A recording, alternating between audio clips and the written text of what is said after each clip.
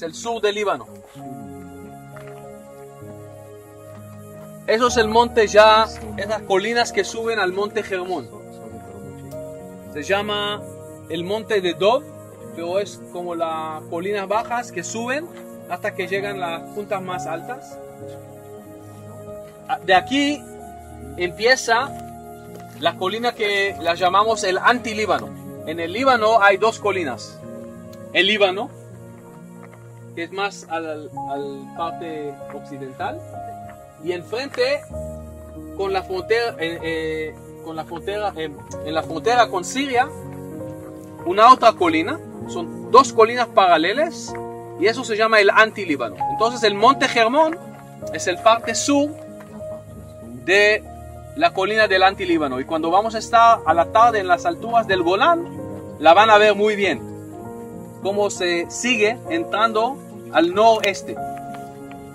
Y aquí la zona que está baja entre esas dos colinas, eso es la continuación del valle del Jordán, del Jula, que sigue al norte. En el Líbano se llama Baca. Baca es como la palabra hebrea que significa valle, un valle muy grande. Bik'a en hebreo, Baca en árabe, es la misma palabra significa. Voilà, on est juste au bord là du lac. On est à Capharnaüm là, et je vous montre un petit peu. Il y a un peu de vent aujourd'hui, quelques vagues, mais je voulais quand même enregistrer ce moment. Toutes les personnes. On va tout à l'heure visiter des lieux à Capharnaüm. Il faut savoir que Capharnaüm aujourd'hui, cet espace-là est un espace très visité, le plus important de la région dans les visites, à cause bien sûr du fait que c'était la maison de Pierre. Nous avons ici des vestiges archéologiques qui ne sont pas de l'époque de Jésus, mais un petit peu plus tardifs. Et puis nous avons ce bâtiment de cette église, qui est une église moderne. On va aller voir aussi, et il y a aussi des traces archéologiques.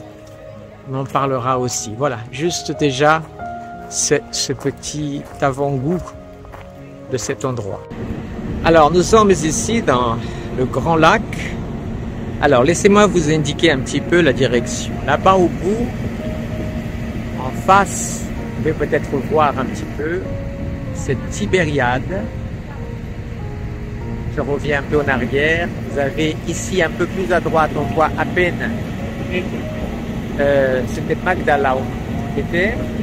Et puis maintenant je continue à avancer, vous voyez. Et là on va arriver à Capharnaüm, ici. Vous voyez, Capharnaüm est là. Et Bethsaïda un petit peu plus loin. Voilà.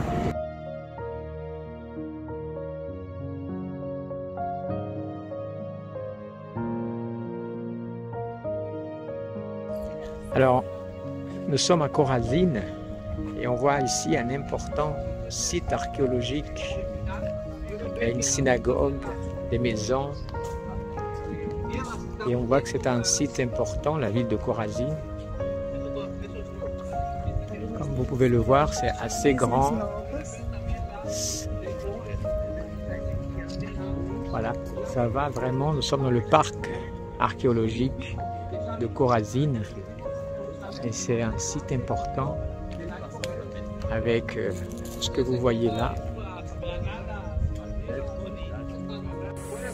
Voilà, je vous filme un petit peu tout le site de Capharnaüm avec l'entrée ici. Alors c'est un endroit bien sûr devenu très touristique. Vous voyez la mer au fond là-bas. Et on continue, vous voyez. Une très jolie place. Vous avez ici l'église tout à l'heure avec une église octogonale.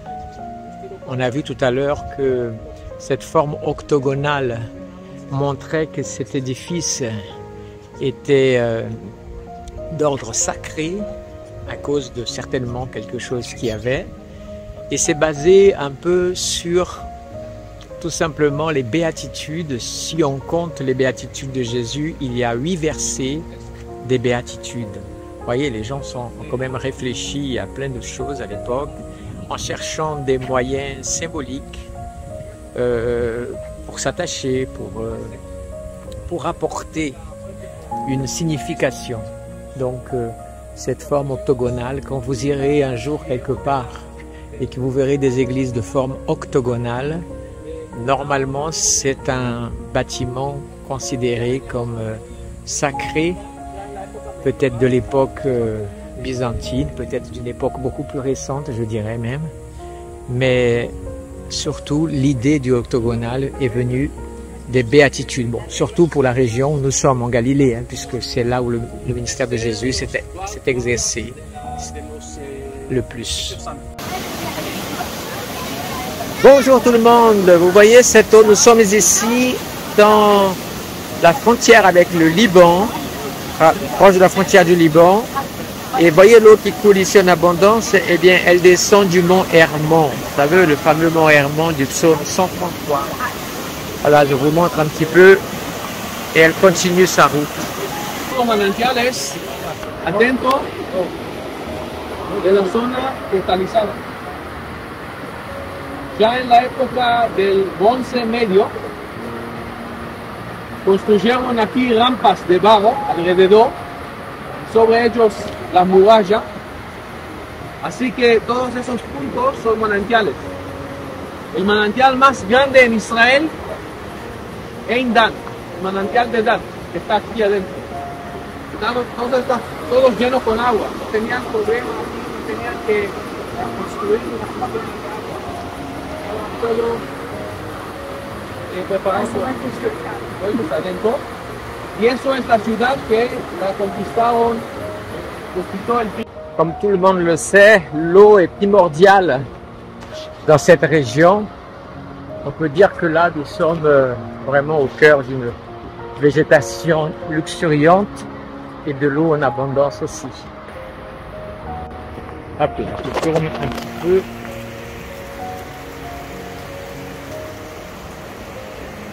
Oh là là.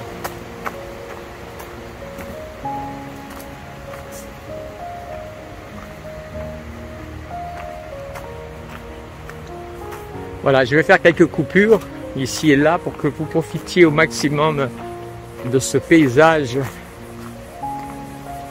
et de celle partout où on passe, vous voyez, l'eau coule partout.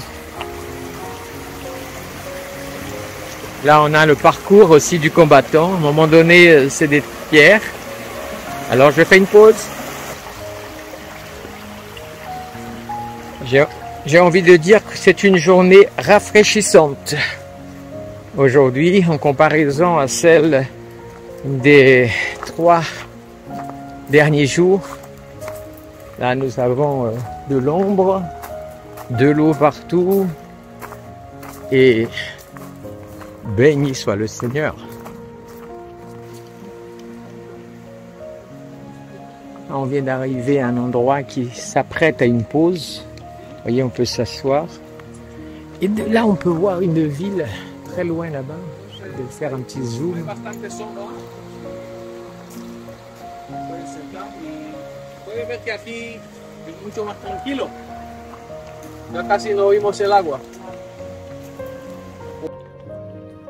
Alors, je voudrais vous situer un petit peu par rapport à la Bible. Nous sommes dans la région d'un personnage très célèbre dans la Bible, puisqu'il était danite. Il s'agit de Samson, bien sûr, et donc nous ne sommes pas loin des régions où il était. Mais l'épisode le plus marquant ici, bon, la vie de Samson, bien sûr, ont quand même plusieurs chapitres du livre des Juges. Mais l'autre épisode, c'est celui, un épisode dramatique, pour la tribu de Dan, justement, et c'est là où c'est intéressant. Ils ont eu du mal à conquérir leur territoire. On voit dans le chapitre 18 de Juges qu'ils sont encore de difficultés.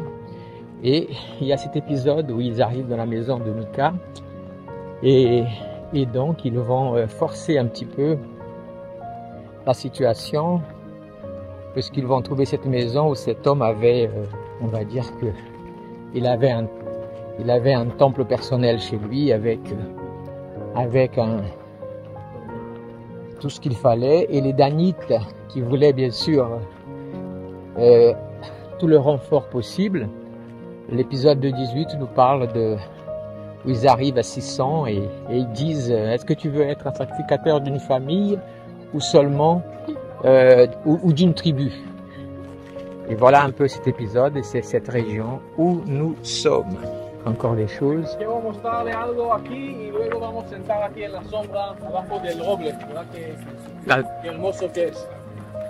Là, nous avons des vertiges archéologiques dans ce morceau. Entonces, estamos ahora en uno de los partes más importantes de las excavaciones que hizo aquí el profesor Abraham Biran.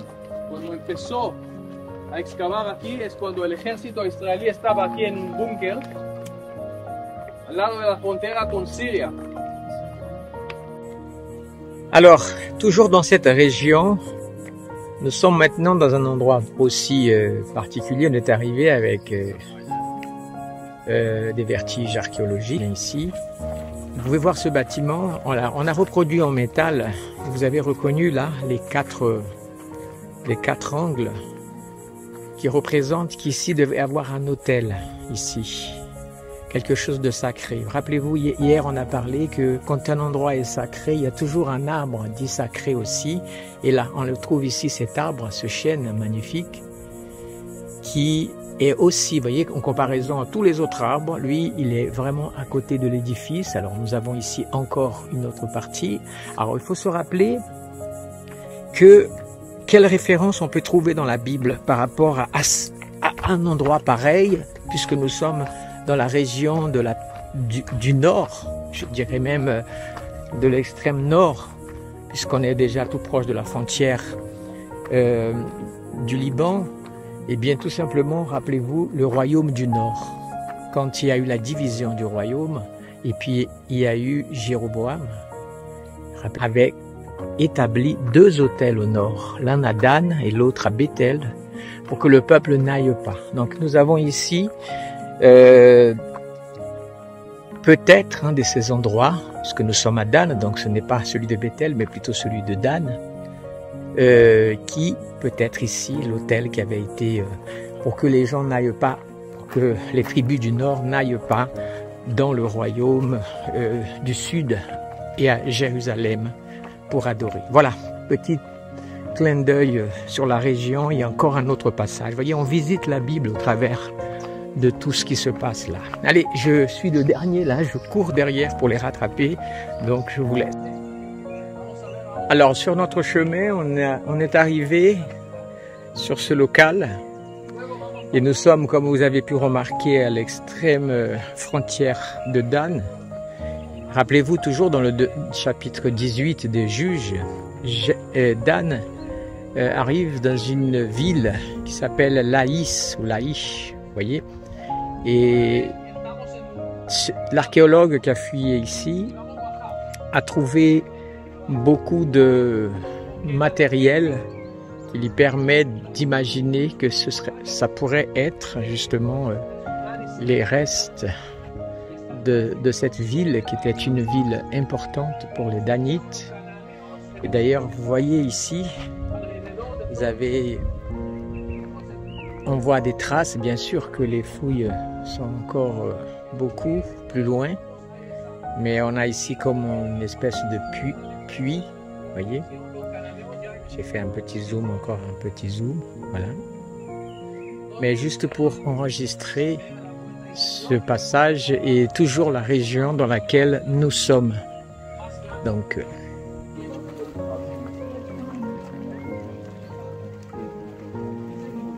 voilà, je continue encore là-bas au fond et c'est, vous voyez, je longe le chemin et on voit là où les fouilles ont pu déjà, là on va trouver un bâtiment déjà plus portant comme un salon, comme 2 salons.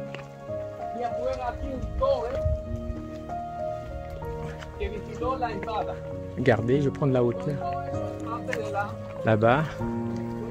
Et vous avez comme un salon, ici aussi, et ça continue encore. Donc, Et toujours.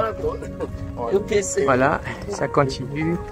Vous avez encore de ce côté-là encore. C'est vraiment...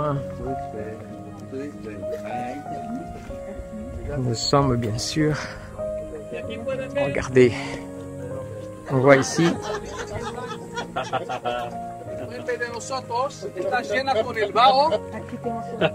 Voyez. De la ciudad cananea. Et nous avons, Todo eso está construido sobre la rampa. vous voyez, la ville est construite sur une rampe et c'est une ville cananéenne. Hein. C'est l'époque donc de la conquête. Vous avez bien compris que nous sommes donc la période de la conquête d'Israël, de Canaan. Et j'ai regardé, je redescends encore ici et c'est vraiment un site qui est important. Voilà.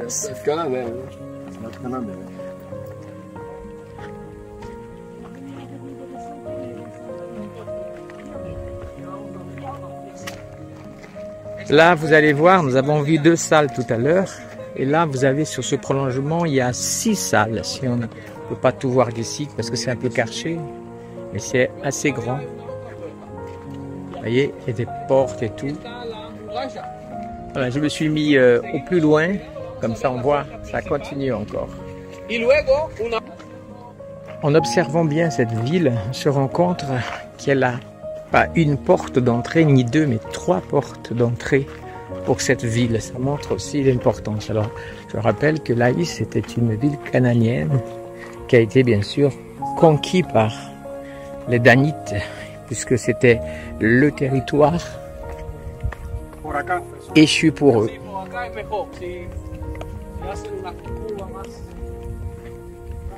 Voilà.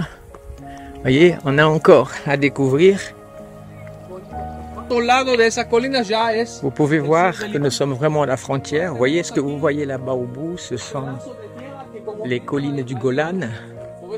Et si j'avance un peu, là-bas, vous voyez les montagnes, ce sont les montagnes de Naphtali. Vous voyez, nous sommes vraiment au bord de cette frontière de tribus. Vous voyez, je vous montre encore qu'il y a encore ici, vous voyez ici encore, il y a encore beaucoup de choses. C'était vraiment, pour l'époque déjà, une ville assez importante. La puerta, la plaza, el comercio de la ciudad con gente que llegaron de afuera, lo hicieron afuera en la plaza que estaba afuera de la puerta. Vous avez compris qu'on parle ici de l'importance de la porte, de la ville, dans les périodes bibliques.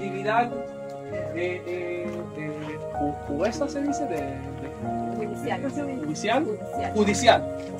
También está. Una palabra equivalente a la ciudad, en cualquier lugar, se habla en cualquier puerta. Ahora, puerta es como ciudad. Por la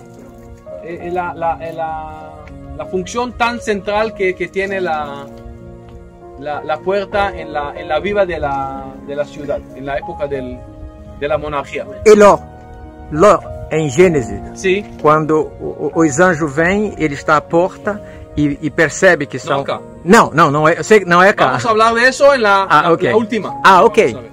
Tá bom. Bueno, ahora, algo muy importante cuando vamos a salir.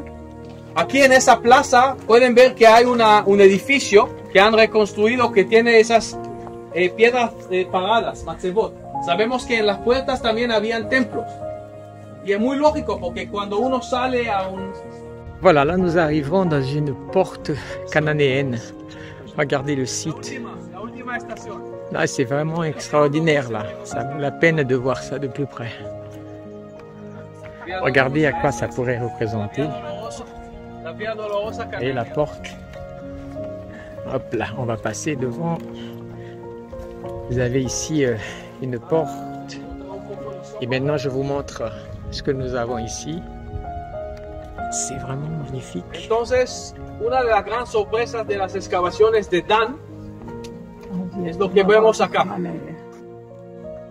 Otra vez yo estoy mirando al este y aquí pueden ver muy bien donde empieza las alturas del Golán, donde empiezan, y el monte Hermón que está ahí. El corriente que anda entre los dos terrenos, Et on voit ahí le mont Hermon y d'ici, todavía pasa el camino en face. principal que anda a Damasco de acá. Por eso pueden ver que hay... Alors je reprends la vidéo, bien sûr.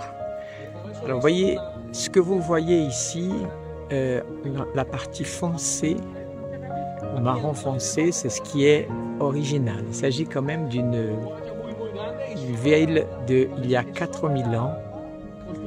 Alors on l'a appelée Porte d'Abraham parce que c'est l'époque où Abraham, avec ses 318 soldats, sont allés libérer son neveu Lot, qui avait été capturé lors de cette guerre entre les 4 rois contre les 5 rois à cette période-là. Donc nous sommes exactement dans cette période-là où voilà. Et pour les archéologues, la découverte de ce site est exceptionnelle, bien sûr, et il est comme ça parce que à l'époque des Danites, quand ils ont conquis ces régions, ils ont bouché et fermé la porte de la ville pour interdire toute habitation postérieure. Voilà quelques informations. Nous sommes bien sûr dans cette région juste en face, comme je vous ai dit, on a par là le mont Hermon et toujours ce paysage. Et vous voyez en bas la verdure, beaucoup de chênes et d'autres arbres, beaucoup de chênes dans cette région et d'oliviers. Mais voilà, ça me fait penser aussi quand Abraham est venu par là, tout ce qu'il y avait dessus. Et je vous montre encore une fois ce bâtiment, vous voyez, il a été reproduit ici.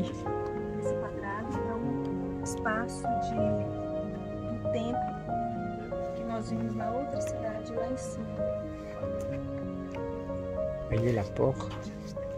Nous avons ici ce qui serait l'intérieur de la ville de l'époque. Voilà.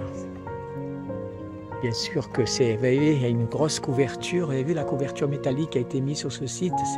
Elle démontre l'importance de ce site, de cette trouvaille. On tient vraiment à le protéger pour pouvoir continuer encore le travail dessus.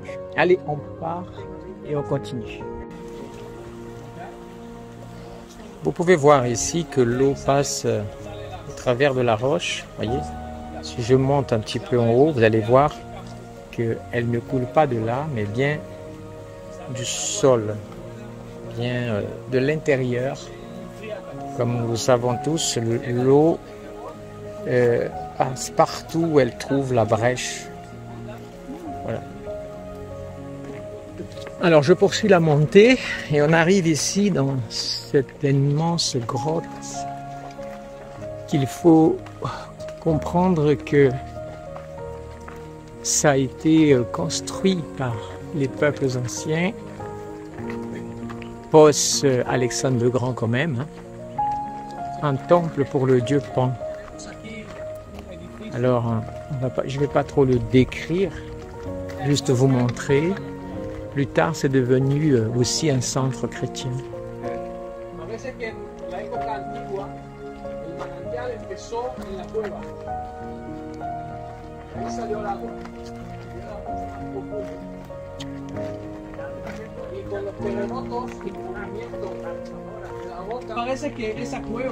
Beaucoup plus tard, ce lieu est devenu tellement important que la dynastie d'Hérode a construit aussi un palais qui a été bien sûr dédié à l'empereur Auguste. Et nous avons ici quelques traces qui apparaissent un petit peu loin dans cette même région. C'est un endroit très prisé pour venir. Et différents cultes ont été célébrés ici. Alors, je vous donne quelques compléments d'information. Je vous ai parlé de beaucoup de cultes. En fait, il y a deux palais ici. Celui-ci, c'est celui qui est du IIe siècle. Donc, plus tard, avec la colonne ici qui pense aux colonnes de Corinthe. donc au dieu Jupiter, ou, par exemple, enfin, un des dieux chefs gréco-romains. Vous avez ici, et puis comme il y avait beaucoup de dieux, vous voyez, vous avez des niches sur les montagnes, sur la partie rocheuse, vous voyez. Vous avez des niches, donc il y avait vraiment une espèce de panthéon de dieux ici, qui fait que pour qu'il n'y ait pas de jaloux, pour qu'il n'y ait pas de problème, chaque dieu était représenté par une niche dans les murs. Alors on voit certaines de façon plus claire que d'autres. Mais vous savez aussi que le mot panique vient aussi du dieu Pan, qui était un dieu horrible, avec une tête humaine, des cornes. Enfin, on comprend que si on le regardait, on avait la panique, on va dire comme ça. Mais voilà, un peu plus d'informations sur ce site. Alors, le nom de ce lieu, je ne vous ai pas donné. Le nom de ce lieu est appelé la Césarée de Philippe. On trouve cela dans l'Évangile, puisque Jésus, ça ne veut pas dire que Jésus est venu ici particulièrement, mais dans la région. Et si c'est Philippe, parce que c'était, on pense, la ville du disciple de Jésus, Philippe. Voilà, ça c'est la meilleure information que je peux ajouter sur ce local. Ah, Marlène est là-bas. Elle est dans une grande niche. Donc, voilà. On a une autre en haut, plus petite. Donc, la taille des niches donne la valeur du Dieu qu'on honore. Vous voyez? Là, je vous montre, c'est plus proche. Voilà. J'arrête ici. Voilà. On est encore sur les hauteurs. Ici, vous avez un kibbutz, partie verte avec des habitations. Ici, c'est ce qu'on appelle le haut du Golan. Et puis, on avance. Et puis, regardez un petit peu jusqu'où ça va.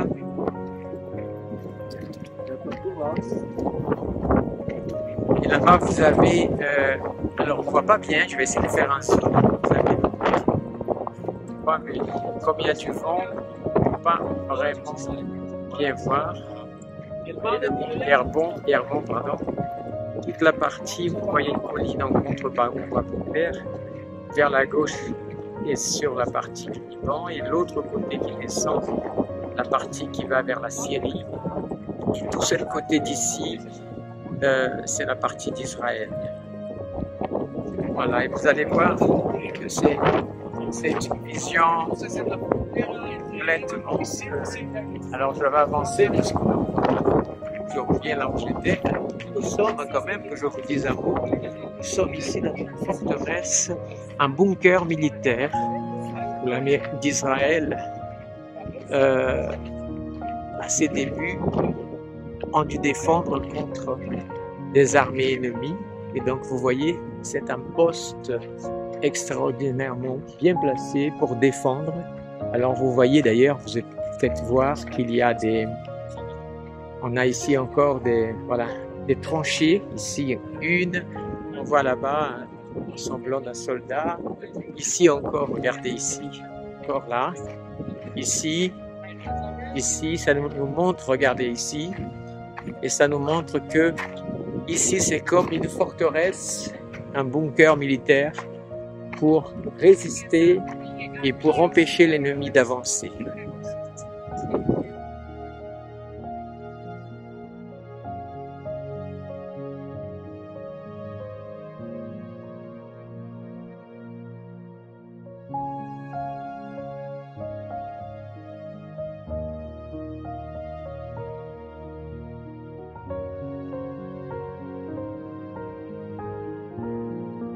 Alors, nos professeurs nous ont fait une surprise. On était sur le bus et avant d'arriver, ils sont arrêtés à un endroit qui est très célèbre ici, à côté du Jourdain, où les églises aiment venir pour le baptême. Alors, je vais vous montrer vite avant qu'on le voie. Regardez. Bienvenue au Jourdain, le baptême, le site du baptême sur les rives du Jourdain. Si j'ai bien interprété, que mon anglais n'est pas trop rouillé, vous avez compris. Voilà, on va voir ça. Alors, on a traversé, bien sûr, une espèce de boutique et j'ai vu qu'il y a même le certificat de baptême. qu'on peut acheter, ils sont vierges, et après celui qui officie et qui fait le baptême. Alors le Jourdain, viens voir Marlène. Regardez-moi le Jourdain. On n'avait pas encore vu le Jourdain, on avait vu, regardez, ici on a donc le Jourdain, pardon. Le nom de cet endroit c'est Iardaigne, donc ça fait penser un peu au jardin d'Éden, quelque part. Donc voilà, je vous montre un petit peu, il y a beaucoup de monde et apparemment les groupes chrétiens qui viennent ici, eh bien pour les gens qui veulent se faire baptiser au Jourdain, voire renouveler les vœux du baptême, je ne connaissais pas ça, j'avoue, ça se fait ici. Regardez, je vous montre là, il y a un endroit vraiment, il n'y en a pas qu'un seul, attendez, il y a un baptême qui va avoir lieu là. Regardez, on a de la chance là. Il va y avoir un baptême, regardez. Ici, on voit, regardez. Il y a un endroit ici, il n'y a personne, vous voyez, les gens peuvent s'asseoir. Et puis là, il y a des personnes là-bas, ils sont très nombreux. Je vais essayer de filmer un peu. Alors, vous voyez, les gens ici, ils ont cela. Vous voyez, ils peuvent prendre une photo. Voilà, c'est le nom de cet endroit, ça s'appelle Iardaigne. Les gens peuvent prendre la photo. Regardez là-bas, ceux qui vont, ils sont en train d'arriver. Ils ont changé les vêtements. Et là, il y a une préparation qui va être faite pour le moment du baptême. Bah écoutez, c'est vraiment une belle surprise que notre équipe a fait. On ne savait pas du tout qu'on allait s'arrêter là. Donc voilà, et c'est le Jourdain. Pratiquement dans le lieu de sa naissance, puisque le lac de Tibériade n'est pas loin, donc il prend la direction, bien sûr, de Jérusalem.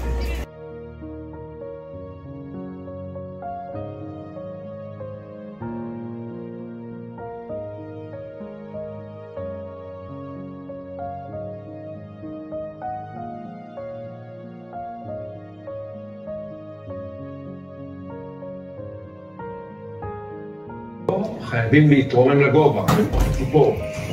ואז רואים את המשמעות האסטרטגית יוצאת הדופן של המקום הזה. מגידו שולטת על הדרך הבינלאומית הגדולה, שחיברה את מצרים בדרום עם מסופוטמיה ואנטוליה וצפון מזרח. אלה היו המרכזים הגדולים של העולם, ולכן מגידו יושבת על הדרך החשובה ביותר של העולם העתיק. כל מי שרצה להגיע מארץ הנילוס לאשור, בבל או ממלכת החיתים, היה חייב לעבור מכאן, בדרך הים. אפשר להבין למה כאן, בעמק הזה, התחוללה מלחמת העולם הראשונה. הראשונה באמת, לפני 3,500 שנה. מצד אחד, פרעה פינחס השלישי, מלך מצרים. מהצד השני, קואליציה של מלכים כנענים, בגיבוי של ממלכת מיטנדי במסופוטמיה. אגב, פרעה ניצח. המשלחת הגרמנית השתמשה במכשירי מדידה מתקדמים. המשלחת האמריקאית העלתה כדור פורח כדי לצלם את האתר מהאוויר. והיום החוקרים משתמשים במחקרי DNA ובשיטות תיארוך מתקדמות כדי להמשיך ולגלות את צפונותיה של מגידו. הממצא הארכיאולוגי מעיד על עיר חזקה ועשירה, שערים מונומנטליים, ארמונות פאר, מקדשי ענק, אורוות למאות סוסים ומפעל מים מרשים. את כולם תפגשו בעוד כמה דקות כשתגיעו אל הטבע. אבל האמת היא שהרבה מהתיירים שמגיעים למגידו באים דווקא בגלל אירוע שעוד לא קרה בה, אלא אמור לקרות. בברית החדשה יש ספר בשם חזון יוחנן, שמתאר את קרב אחרית הימים. תיאור מפורט של מלחמת יום הדין, הקרב המכריע בין כוחות האלוהים לכוחות הרוע. האפוקליפסה. איפה זה יקרה? במקום ששמו ארמגדון, שיבוש ביוונית של המילים הרמגידון, או במילים אחרות, ממש פה. למה דווקא כאן? איך מגידו קשורה למסורת אחרית הימים? דומה לי שהתשובה נמצאת בסיפורו של יאשיהו במקרא. ספר מלכים מתאר את יאשיהו כמלך הצדיק המוחלט מבין כל המלכים של שושלת בן דוד. ובשנת 609 לפני הספירה, הוא נקרא לבוא לכאן לפגוש את פרעה נכו, מלך מצרים, שהיה בדרכו צפונה, וככל הנראה להישבע לו אמונים כבסל. משהו השתבש. יאשיהו נרצח, יצא להורג, על ידי נכו כאן במגידו, וכל התקוות הגדולות קרסו בירושלים, ובאותו רגע התחילה להתפתח מסורת שאומרת שהתחולל קרב אחרית הימים בין כוחות האלוהים וכוחות הרוע, ובעקבות ניצחון הטוב והצדק יחזור מושיע בשושלת בית דוד. אז מה הופך את מגידו למקום חשוב כל כך? מה הביא אתכם לכאן? פסוקי המקרא, הממצאים הנדירים, שיטות המחקר החדשניות, או אולי האמונה שמכאן, ממגידו, יגיעו ימות המשיח? כך או כך, תל מגידו וכל סודותיו מחכים לכם ממש מחוץ לדלת. מה תגלו שם אתם?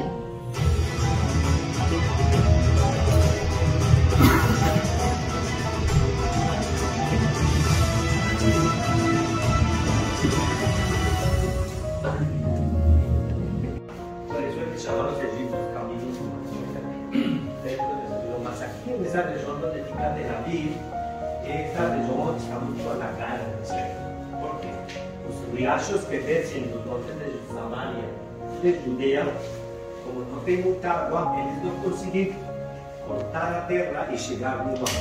Então, não desemboca no mar, não joga água nessa região que tem Pantanal. Você não pode ir para o exército do Pantanal, o que eles fazem? Vem no sopé da montanha. E perto do mar, vamos fazer assim, vamos começar a subir. Sim? E eles querem chegar nesses vales férteis, aqui vale de Jezreel, mas para isso você tem que subir as montanhas de Samaria e cruzar. E depois vai continuar em direção à Arca Galileia, e aqui no Golão vão ir nessa direção para a Mesopotâmia, ou você pode continuar e ir nessa direção de Anatolia.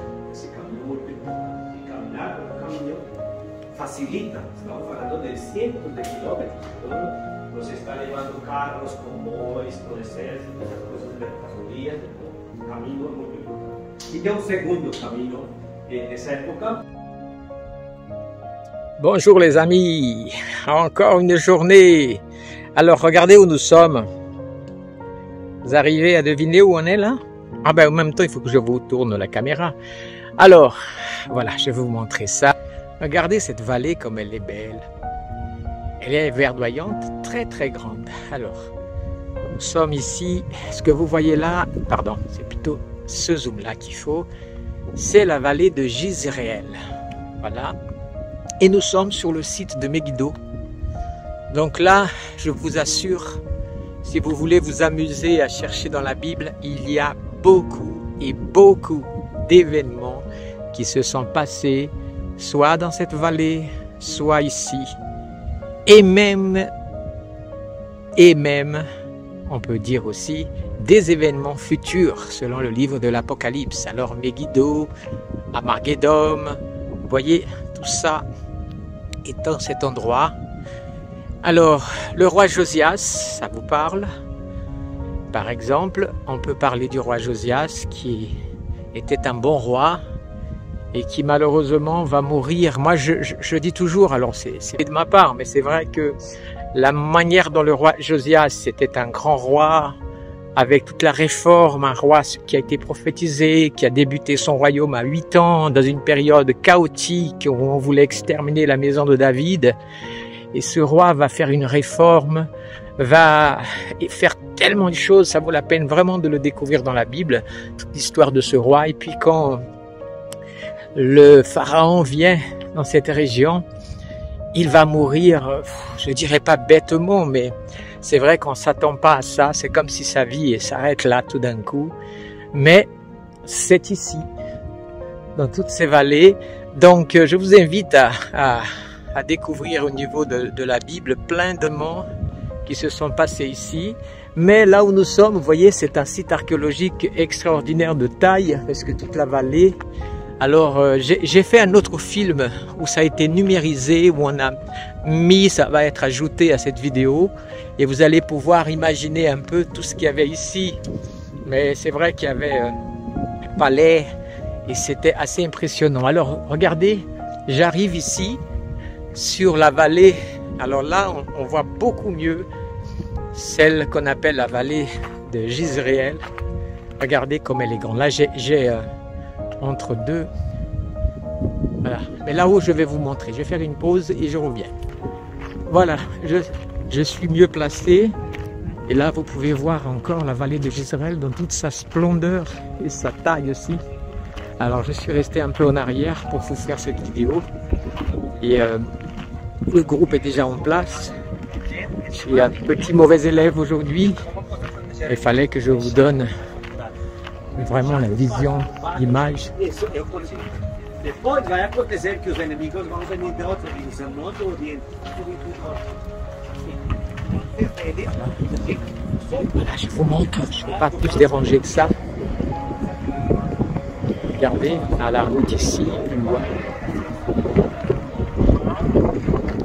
Voilà, j'arrête là et je rentre dans les rangs.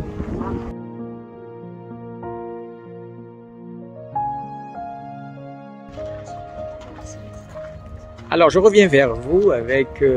j'ai maintenant été un bon élève. Je vais pouvoir vous montrer l'importance de ce lieu. Nous sommes à Megiddo, bien sûr. Alors, laissez-moi vous montrer juste en face. Alors, il fait un petit peu... Le temps est un peu couvert. Et donc, on ne voit pas très bien. Je ne sais pas si vous allez pouvoir voir. Et je vais commencer par vous montrer. Alors, moi-même, je ne vois pas bien parce que j'ai le reflet de la caméra à cause du soleil. Donc, je vous montre ici... voyez, si vous voyez au loin, vous voyez une montagne. Et si vous voyez, c'est la montagne de Morée où il y a eu Gédéon et ses 300. Ça s'est passé sur ce lieu. Regardez, je vais bouger légèrement vers la gauche et vous allez voir qu'il y a une montagne un petit peu plus loin, entre deux. Ici, ce que vous voyez là, c'est le mont Tabor. Vous voyez, le mont Tabor dans la Bible. On le trouve ici. Je reviens un petit peu avec une image plus élargie. Si je continue à filmer un petit peu plus, vous allez voir là-bas, au bout, maintenant, jusqu'au bout là-bas. Vous voyez les montagnes très loin là-bas, ce sont les montagnes de Samarie. Donc là-bas, nous avons la Samarie. Donc il y a le mont Abarim et tous les autres, vous savez, les bénédictions et les malédictions quand le peuple est arrivé. Alors je refais un petit peu le parcours parce que j'ai oublié de vous montrer totalement sur la gauche. Sur la gauche, vous avez là-bas la basse Galilée. Donc, elle est là. Je vais faire une pause et vous montrer une dernière endroit de l'autre côté, un dernier lieu. Alors voilà, moi je ne vois pas ce que je filme. J'espère que c'est vraiment bien parce que j'ai vraiment le reflet. Ce que vous voyez ici, vous voyez, alors c'est pas une montagne comme on aurait pu l'imaginer, mais en fait une chaîne comme ça. C'est le, on l'en appelle dans la Bible le mont Carmel. Mais il s'agit, voilà, vous voyez comment c'est. Alors si on parle du mont Carmel, vous savez donc de quoi il s'agit avec le prophète Élie et les prophètes de Baal. Voilà. Vous avez, voilà, donc vous imaginez bien toutes les histoires bibliques que nous trouvons ici dans ce lieu. Et sans compter bien sûr cette fameuse bataille qu'on appelle Armageddon de la fin des temps. Donc vous avez ici, alors il faut savoir que pour cet endroit où nous sommes à Megiddo est vraiment stratégique parce que par exemple quand le pharaon Thoutmôsis III vers 1457 a décidé de venir ici et a fait la guerre à certaines villes comme Hatzor qui se trouve dans cette direction là où je vous montre et d'autres villes et qu'il a assujetti et qu'il a eu victoire. Il faut savoir que pour arriver dans cet endroit, il y a un moment donné, pour rentrer dans cette vallée, comme vous avez vu, c'est entouré de montagnes. Donc à un moment donné, il faut passer par une vallée et c'est très dangereux, c'est la grande peur. Parce que si une armée passe par une vallée, elle est obligée à ce moment-là de rétrécir et faire un peu comme en file indienne. Et là, ils sont à la merci éventuellement de ceux qui défendent de cette partie-ci. Je vous donne un exemple très simple dans l'histoire. Vous avez déjà dû entendre parler des 300 Spartes, vous vous souvenez, et contre les Perses. Et ils ont résisté justement dans une gorge, puisque la grande armée, pour s'approcher d'eux, devait donc rétrécir. Bon, c'est une comparaison, je ne sais pas si elle est vraiment bonne, mais en tout cas, ça vous donne une idée. Voilà.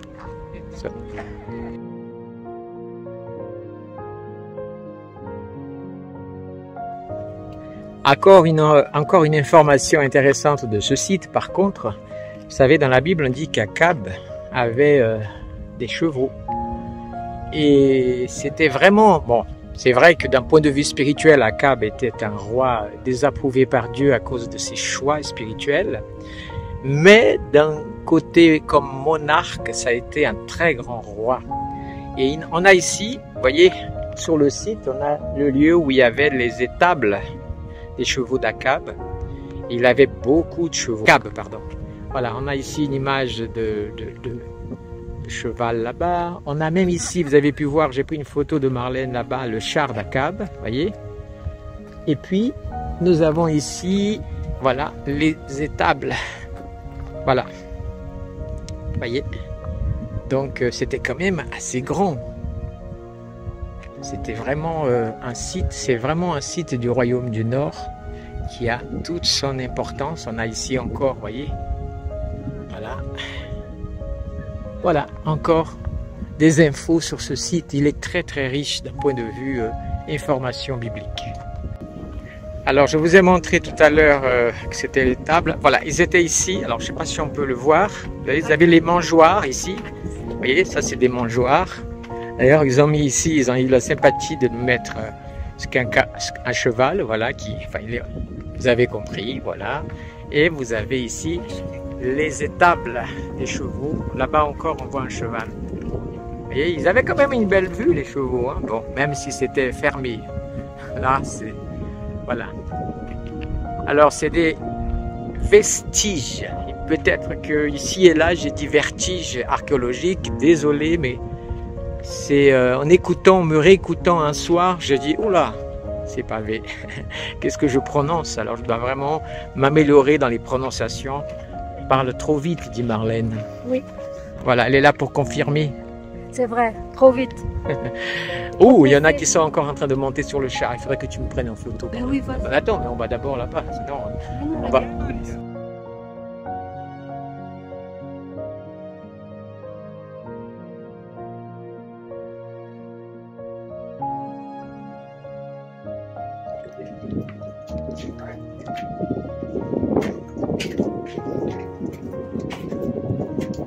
Alors, vous allez découvrir un autre endroit sobre, vous allez voir. J'ai voulu filmer à partir du... Alors, il y a un aspect moderne, on oublie, parce qu'il y a un spectacle.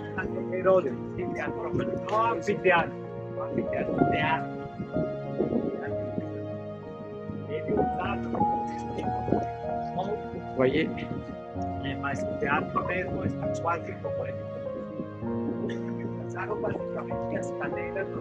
Faites abstraction de la partie noire. Ici, c'est un lieu aussi de spectacle. Nous sommes en Césarée, la Maritime. Voilà. Il faut savoir qu'à une période, elle était la capitale d'Israël, hein, puisqu'elle a été construite bien sûr par Hérode. Alors, quand on dit Hérode, on ne parle pas toujours d'Hérode le Grand. Hein. Lui, il y a longtemps qu'il est décédé, mais plutôt Saligné. Et nous avons cet amphithéâtre. Il faut savoir que c'est dans cet amphithéâtre, dans une des pierres, où on a trouvé, archéologiquement parlant, cette écriture qui parle de Ponce Pilate. Il y a des traces, justement, de l'existence de Ponce Pilate en Judée. Voilà. On écoute un peu le prof. Tinha uma parede, hoje tem uma parede preta ali, mas nessa época tinha uma parede que fechava o círculo para acrescentar a costa.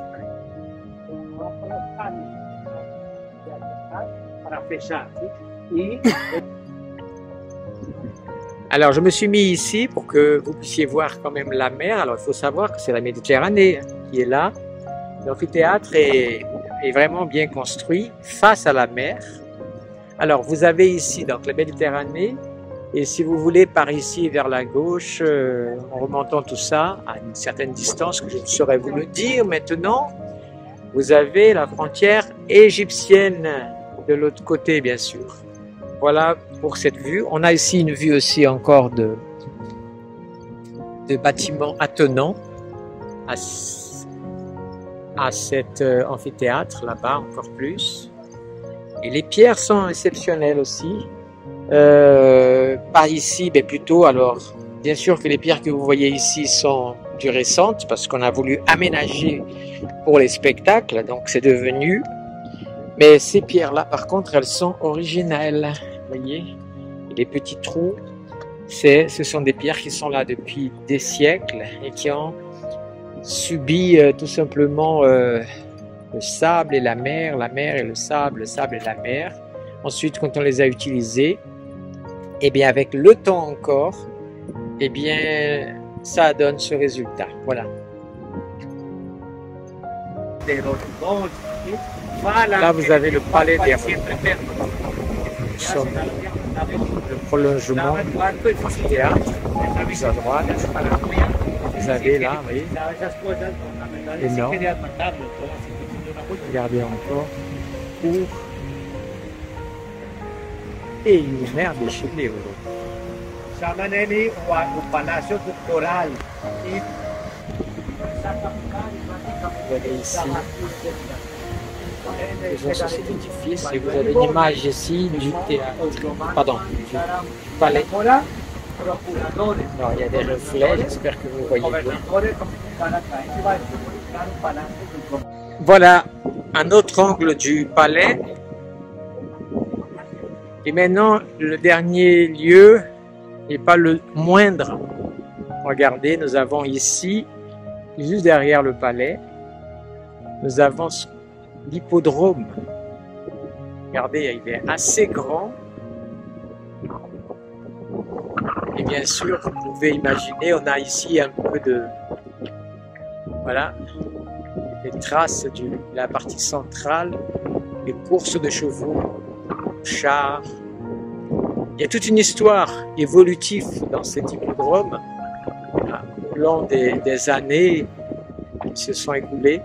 Mais en tout cas, à l'époque d'Hérode, bien sûr, et une des raisons, ce n'était pas que le divertissement, mais déjà aussi les paris, parier sur les courses. Voilà. Donc c'était vraiment un lieu très complet au bord toujours de cette magnifique plage.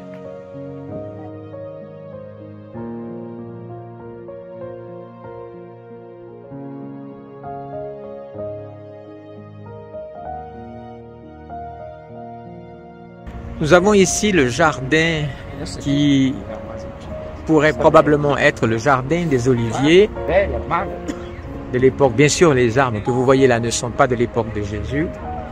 Et nous avons juste à côté l'église de l'Agonie qui a été construite, qui parle justement de ce moment.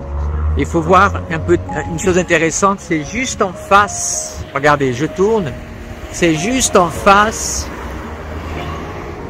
des murailles de Jérusalem, et vous voyez la porte qui est là-bas, c'est la porte dorée, celle que le Messie un jour doit rentrer. Donc intéressant de voir ce côté-là, mais bien sûr nous n'avons pas de preuve évidente que c'est bien ici le Gethsémani, mais en tout cas probablement Jésus, après avoir célébré la dernière scène la dernière Pâque et institué la scène, est venu ici, dans ce lieu. Et un mot qui est interdit sur le Gethsémani, c'est un mot qui est Gethsémani. Et le mot Gath veut dire pressoir, mais pas pressoir d'olive. Et c'est là où ça fait une espèce de dualité dans le mot ou de contradiction. C'est que Sémani veut dire olive, mais Gath veut dire un pressoir de raisin. Alors comment ça peut être un pressoir de raisin et en même temps on dit pressoir, à la fin c'est olive. Tout simplement, on peut comprendre d'un point de vue chrétien que Jésus, dans cet endroit, il ne faut pas oublier, il a eu des grumeaux de sang. Donc il a eu la pression dans le pressoir, et à ce moment-là, ce n'est pas de l'huile, mais bien du sang, ce qui nous fait penser, bien sûr, au sang donné pour nous, pour nos péchés. Donc ça donne encore une connotation beaucoup plus profonde sur cet aspect de Jésus. Voilà, on va rentrer dans cette église. Merci. de l'intérieur. C'est une église catholique qui est ici, juste en face du mur de Jérusalem et de la porte dite la Belle ou la porte dorée. Voilà, nous allons rentrer dans cette église. Vous voyez, elle a plein de détails. Alors, vous voyez, comme c'est un endroit, on n'élève pas la voix, on enlève le chapeau, il y a tout un respect d'un lieu saint.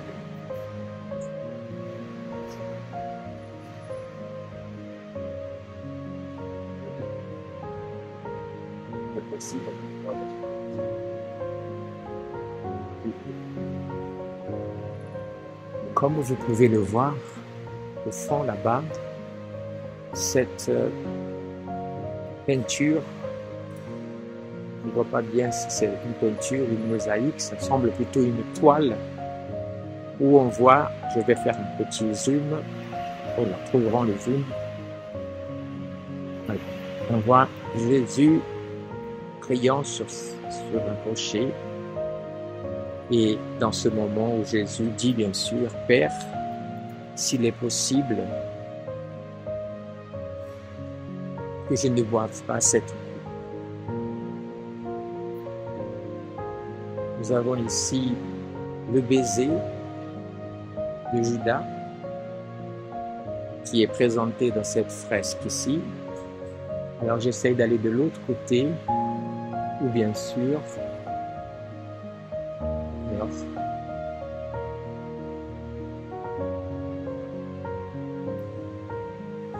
on va voir une autre scène.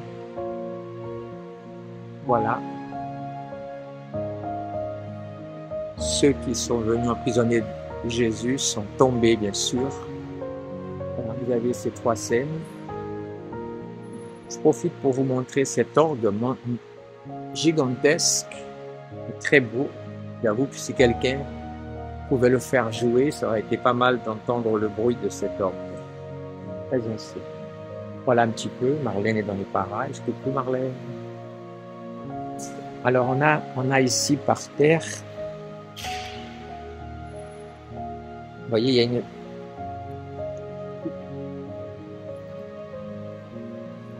mosaïque de l'époque.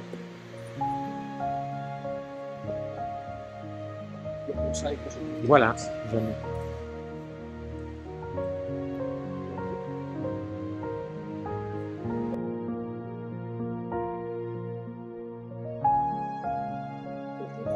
Alors voilà la porte des lions. Elles ont bien sûr des noms différents. Vous voyez cette porte, la porte des lions. Alors cette porte ou ce mur, un peu d'histoire, il y a 700 ans, elle a été construite par les Mamelouks et il y avait un sultan Baybars, bon, vérifiez le nom correct, c'est le même qui a détruit la ville de Nazareth aussi, c'est un méchant. Et partout où il construisait, il mettait ces formes-là, alors on dit des lions, mais ça peut être des panthères aussi, donc c'est pas trop. Mais revenons un petit peu à l'époque 200 ans plus tard. 200 ans plus tard, quand le sultan Soliman le Magnifique, turc, il avait reçu un rêve dans lequel il devait protéger Jérusalem. Et donc il a voulu reconstruire ces murailles. L'une des traditions de l'époque pour les gens qui construisaient, c'est qu'ils se servaient du matériel qu'ils trouvaient. S'ils trouvaient des pierres par terre et tout ça, ils les reprenaient et ils reconstruisaient avec, ils ajoutaient d'autres matériaux, mais ils ajoutaient. Et donc, Soliman, quand il a reconstruit cette porte, ben, il a trouvé cette espèce de... Et il a ajouté tout simplement, mais ça date pas de lui, mais bien sûr 200 ans plus tard, petite histoire, cette porte-ci, d'un point de vue biblique de la tradition chrétienne, est aussi appelée la porte de Saint-Étienne.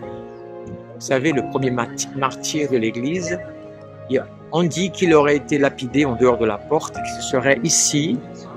D'autres disent que c'est la porte de Damas où se trouve son tombeau. On ne sait pas, on n'est pas sûr, mais en tout cas, vous avez un peu d'histoire sur cette porte et on va continuer notre chemin aujourd'hui. Nous faisons le parcours de de la vieille ville et aussi par où Jésus est passé lors du départ. Justement, vous avez vu, on était tout à l'heure au Gethsémane et donc on parcourt la ville. Voilà, à tout à l'heure.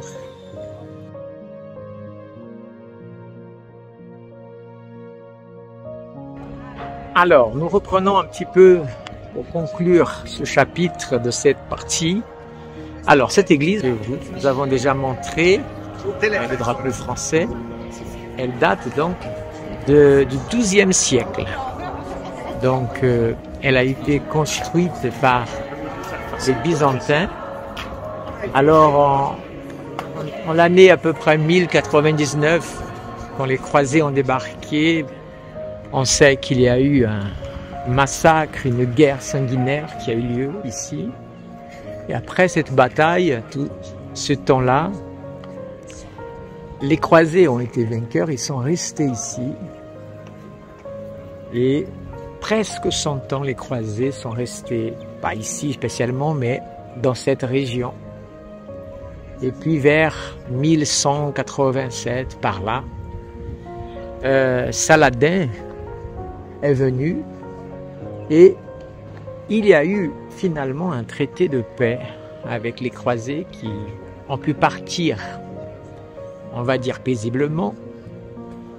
Et ce bâtiment, dans ce traité, ce bâtiment a été conservé. Alors c'était bien sûr une église, mais Saladin, alors c'est pour ça que vous avez ici, vous voyez, une écriture arabe, écrite par, dit-on, Saladin lui-même. Et ce lieu a été transformé par l'islam dans ce qu'on appelle une madras. Alors vous me corrigerez si je commets un impair, c'est-à-dire un lieu d'étude. Et en fait, cette décision, c'est là qui est fabuleux, c'est que comme c'est un lieu d'étude, donc c'est-à-dire un lieu qui va être entretenu pendant des siècles. Un lieu sacré, saint, important, pardon.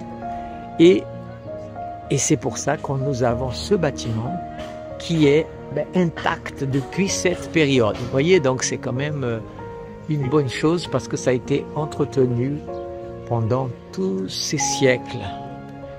Et voilà un petit peu la petite histoire. La dernière quand même pour vous dire, à l'époque byzantine, on a trouvé une pierre qui laisse montrer que on appelait ce lieu-là de l'époque byzantine la porte des brebis, avec un terme qui est le leur, mais se traduit par notre langage la porte des brebis. Donc, ce qui montre bien que ici, probablement, c'est vraiment la piscine de Bethesda. Vous voyez, et la porte, nous sommes bien sûr à l'extérieur de l'enceinte du temple de cette période, mais certainement la porte que nous avons vue au début serait la porte aussi des brebis. Voilà, ça nous permet tout au long de l'histoire d'identifier un peu, pas toujours évident, mais c'est la particularité de cette formation, c'est que nous avons pas simplement une visite touristique avec un peu d'histoire, mais avec de l'histoire archéologique, avec des informations qui nous permettent d'affirmer des choses de façon probable, parce que nous devons respecter aussi. Et quand nous avons des informations plus solides, eh bien on est content aussi de les énumérer, de les citer. Et c'est une des forces de cette formation. Voilà, nous continuons notre route.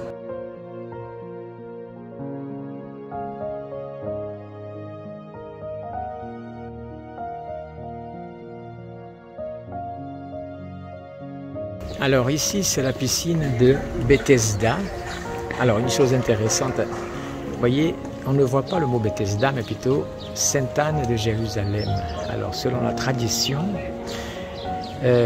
Sainte Anne étant la mère de Marie, mère de Jésus, elle aurait donné naissance ici à Marie, avant plus tard d'aller du côté de Nazareth, bien sûr.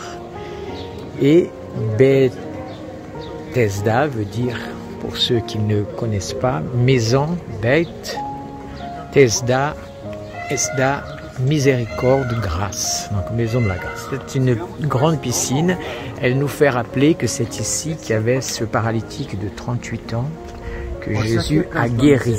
Mais rappelez-vous que Maison de la Grâce de la Miséricorde, parce qu'il y avait des miracles, puisqu'il y avait un ange qui venait une fois par an et qui touchait l'eau, et le premier qui plongeait était guéri. Donc c'est un lieu de miracle, un lieu de guérison, un lieu où Dieu manifestait sa grâce et sa miséricorde envers ceux qui le cherchaient. Voilà, il y a une église qui a été construite déjà depuis bien longtemps dans ce site. Tout à l'heure, on va rentrer dans ce lieu. Alors, on va faire une petite pause. Alors, cette piscine, il y a une chose que je ne vous ai pas montrée. Regardez là-haut, il y a le drapeau tricolore. Parce que c'est une zone française depuis beaucoup d'années. Le président Macron est venu ici. D'ailleurs, apparemment, c'est très célèbre à l'époque. Il était gardé par les soldats israéliens, mais quand les soldats israéliens ont voulu continuer, il leur a dit de sortir parce qu'ils étaient en territoire français. Et donc, bon, bref, juste anecdote, ce temple que vous voyez a été construit par les croisés. Et donc, il y a ici, dans ce site, plusieurs sources. Comme par exemple, vous voyez des colonnes ici, il y avait un temple construit par les croisés, l'époque des croisés, ensuite d'autres périodes, mais vous avez aussi ici ce qu'on appelle une mikvé, c'est-à-dire une piscine de purification juive, comme vous pouvez le voir, et avec l'escalier on la reconnaît bien, une mikvé, par rapport à une réserve d'eau ou d'autre, c'est que autour c'est normalement revêtu, et puis il y a un escalier qui permet à celui qui vient de se purifier, il rentre avec les péchés, il se lave et il sort sans les péchés. Donc c'est ça l'époque, et nous sommes pas loin du temple, donc ça confirme à 90% selon les dires, surtout qu'il n'y a pas un autre candidat mieux que celui-là, que ce serait bien ici la piscine de Bethesda où Jésus a fait ce miracle. Voilà, je vous ai donné plus d'informations. Regardez le local, il est assez grand, je vous montre encore d'autres parties.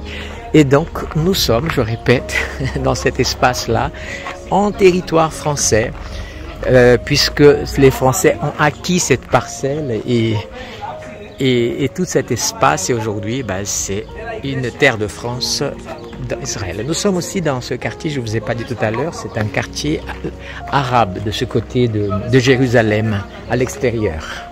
Voilà, et nous avons ici, regardez, c'est l'époque byzantine qu'on retrouve ces constructions. Vous avez ici une meule, d'ailleurs, regardez, il y a une meule. Alors je vais raconter au groupe l'histoire de cette guérison. C'est moi qui vais le partager, mais en portugais bien sûr, parce que c'est un groupe de portugais et d'espanhol.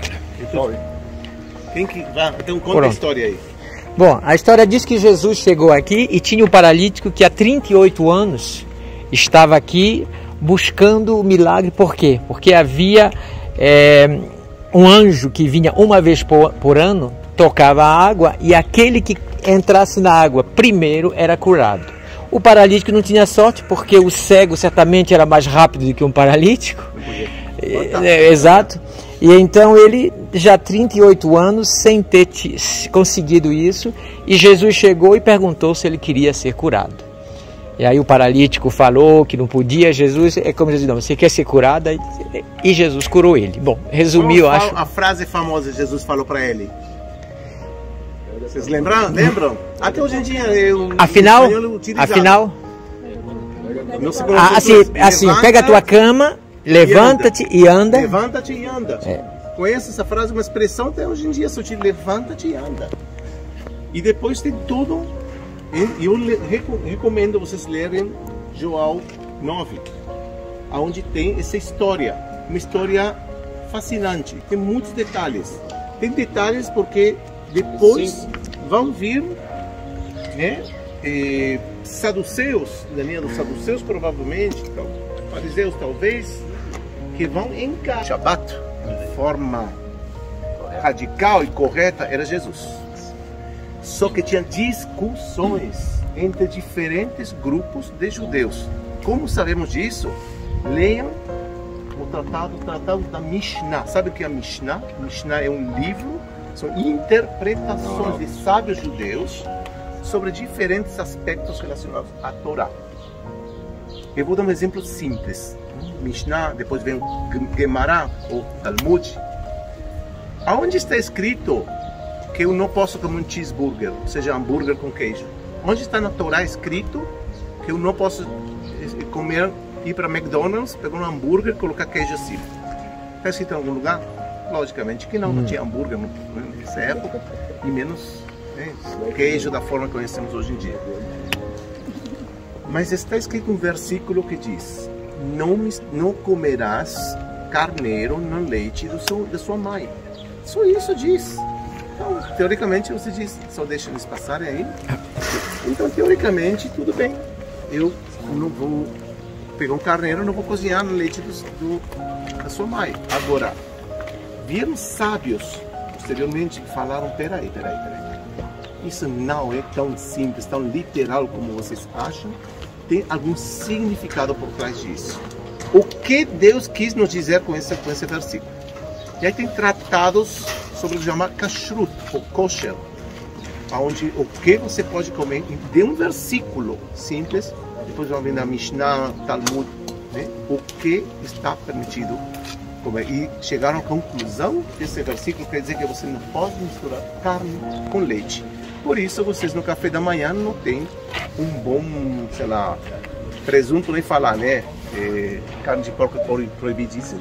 Ou, por exemplo, à noite vocês gostariam de tomar um café com leite. Não tem leite à noite no hotel.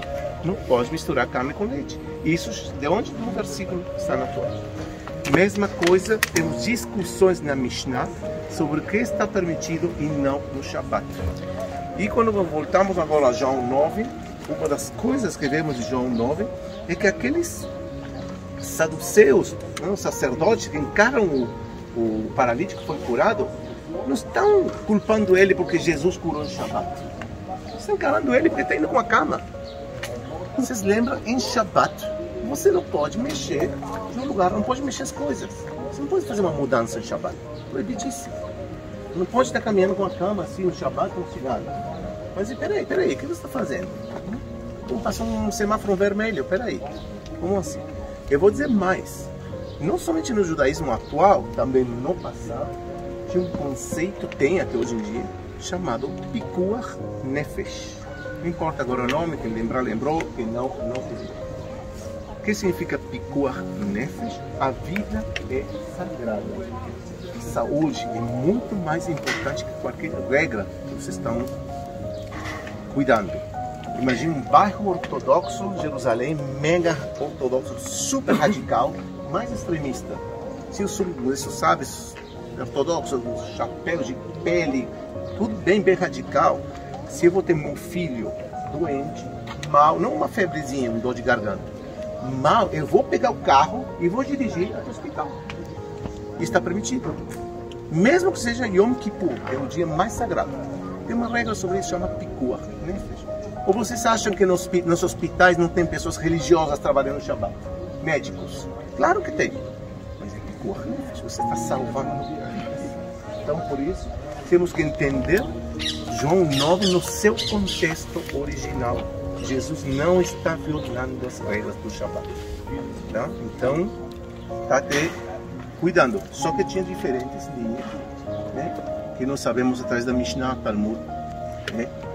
Sobre o que aconteceu cada um. Agora bem, a história é correta, né? O paralítico não podia entrar porque vinha o primeiro que pulava dentro da piscina era salvo, de acordo a João 9.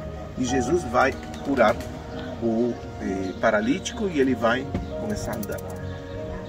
Nós estamos vendo aqui uma piscina. Eu não sei se vocês lembram quando Adolfo, não sei se foi Adolfo ou provavelmente Yuda ou Davi, acho que estava com Davi esse dia, explicou sobre a maquete de Jerusalém. Vocês lembram a maquete do museu? Maquete gigantesca, tridimensional. Não sei se vocês lembram, tinha duas piscinas. Duas piscinas que estavam, inclusive o Evangelho de João diz que estavam próximos a Porta das Ovelhas. Vocês lembram esse detalhe? Tinha 5 pórticos próximo à Porta das Ovelhas. A piscina, falamos de 2 piscinas, e lembra esse negócio das ovelhas que é importante. 2 piscinas, uma estava, é essa que vocês estão vendo aqui, e nós sabemos que uma piscina tem revestimento. Veja aqui, tem revestimento. Tem essa parede aqui também do outro lado, a gente vai voltar por aqui, tem revestimento. É uma piscina gigantesca, tem 13 metros de profundidade, certo? Piscina gigantesca. Tinha outra piscina que não se encontrou, que está onde são as árvores aqui, tá? E não se encontrou e provavelmente não vai se encontrar porque deveriam destruir casas aqui e ninguém vai fazer isso para escavar. Então, tem 2 piscinas. E onde está aquela igreja dos cruzados, tinha uma espécie de passagem, assim, um corredor, assim, que separava, uma dava água para outra. E essa água vinha de água de chuva, se criava como vocês viram, Massado, em Qumran, uma espécie de aqueduto, que ele, quando chovia, levava água para as 2 piscinas.